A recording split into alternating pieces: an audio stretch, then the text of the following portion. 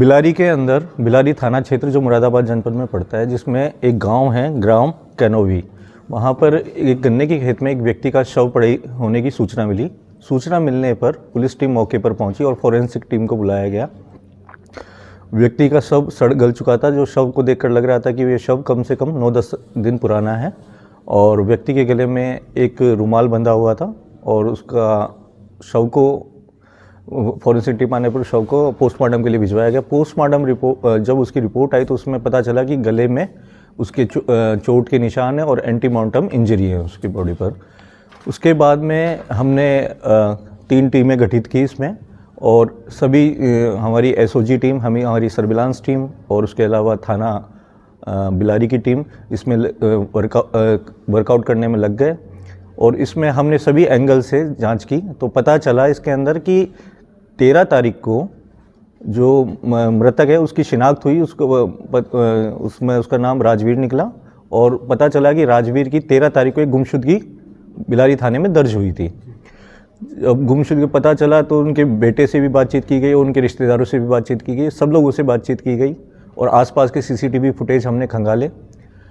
तो बातचीत में पता चला कि ये व्यक्ति जो राजवीर है काफ़ी दिनों से मानसिक रूप से पीड़ित था, काफ़ी मतलब डिप्रेशन में था और इसकी बेटी की शादी नहीं हो पा रही थी। तो लोग इसको ताना मारते थे कि तुम्हारी बेटी इतनी उम्र की हो गई, तुमने अब तक शादी नहीं की। तो ये इस बात से भी डिप्रेशन और घरेलू क्लेश से भी ये परेशान था। तो ये कई दिनों से घर वालों ने बताया, उसके रिश्तेदारों ने बताया, दोस्तों ने बताया कि काफ़ी दिनों से परेशान रहता तो किसी से बातचीत नहीं करता था।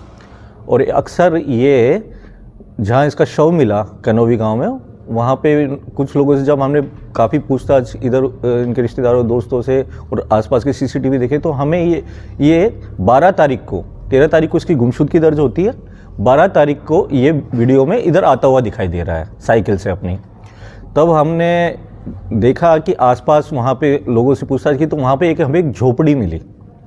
उस जो शव मिला था उससे करीब 100-150 मीटर दूर एक झोपड़ी थी। तो वहाँ पे एक तांत्रिक रहता है जिसका नाम राजेश कश्यप है। उस तांत्रिक से हमने बातचीत की तो तांत्रिक उस वक्त वो नशे में था। तो उससे जब हमने बातचीत की, वो अक्सर नशे में ही रहता है और वहाँ पर वो लोगों का जैसे झाड़ फूक वाला काम करता है। तो ये व्यक्ति जब पता चला, जब सीसीटीवी फुटेज देखे तो व्यक्ति उधर झोपड़ी की तरफ जाता हुआ दिखाई दिया। तब हमने इससे पूछताछ की और पुलिस के वेश में हम लोग नहीं गए, हमारी टीम एक सादा कपड़ों में गई और इससे पूछताछ की क्योंकि हमें इस पे डाउट हो गया था। तो इस पे पूछताछ की तो वहाँ पे अपनी समस्या बताकर हम कि बाबा हम इस तरह से परेशान हैं और कुछ, तो इसने बातों में बता दिया कि अभी कुछ दिनों पहले मैंने एक व्यक्ति को मुक्ति दी है। तो हमने पूछा कौन था व्यक्ति, तो उन्होंने उसका नाम लिया, इस व्यक्ति का, रामवीर का, और बताया कि मैंने इसको किस तरह से मारा।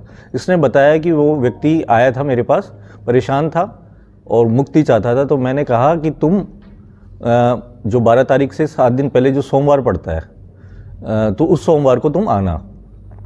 तो ये सोमवार को आया था वहाँ पर, बसंत पंचमी से जो अगला पहला सोमवार पड़ता है जो 12 तारीख को पड़ रहा था, ये सोमवार को ही वहाँ पर उपचार करता है इस तरह के झाड़ फूक वाले।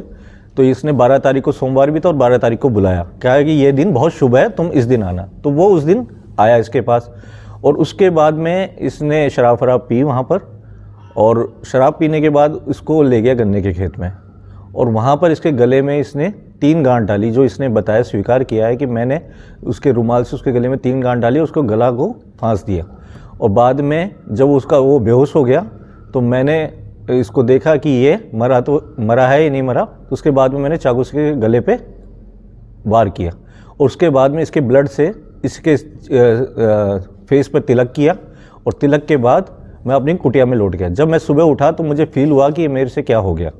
उसके बाद ये फ़ोन स्विच ऑफ करके वहाँ से गायब हो गया और गायब हो गया। उसी दौरान पुलिस आई तो इसने देखा कि ये मामला पुलिस के पास पहुँच चुका है। उसके कुछ दिनों बाद ये वापस ही कुटिया पे रहने लगा। तो ये एक तरह का ब्लाइंड मर्डर था क्योंकि हमारा शक पहले इसके परिवार वालों पे था क्योंकि ये परिवार के घरेलू कलेश से भी परेशान था और भी हमने एंगल जांच किए। लेकिन बाद में हमारी टीम ने एक सराहनीय कार्य करते हुए मेहनत की काफ़ी और इसके अंदर इस तांत्रिक बाबा तक पहुँचे और तांत्रिक बाबा ने अपना जुर्म स्वीकार कर लिया है और ये काफ़ी मतलब खुराफाती उस टाइप का आदमी है। इसमें किसी और का भी इन्वॉल्वमेंट है सर? इसमें किसी का और इन्वॉल्वमेंट नहीं पाया गया, बाकी हम और भी जांच कर रहे हैं। अगर कोई किसी का इन्वॉल्वमेंट पाया जाएगा तो उसके विरुद्ध नियमानुसार विधिक कार्रवाई होगी। Thank you.